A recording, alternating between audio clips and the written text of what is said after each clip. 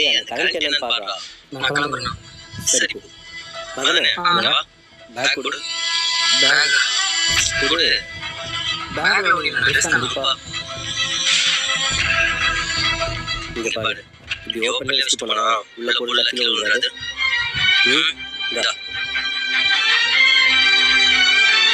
இதா செலவு காசு இருக்கா? இந்த கையில இல்ல இருக்குங்க. வைடா. அடுத்த மாசத்துல ஒரு 1000 சம்பளம் கூட. சரியா? போயிட்டு வரேன். நோ அவனுக்கு சம்பளத்தை திருப்பி கொடுத்துருக்க. அவன் என்ன பண்ணா தெரியுமா உனக்கு? ஏய் எல்லாம் எனக்கு தெரியும். இத்தனை நாள் அவன் ஒழுங்கா இருந்தானா? இத்தனை நாள் பண்ணாம இப்ப பண்றானா? அவனுக்கு தேவை அதிகமா இருக்குன்னு அர்த்தம். அவனுக்கு தேவையானதை நம்மளே கொடுத்துட்டு அவன் என்ன பண்ண போறான்? வேலையை பார்த்துக்கோ.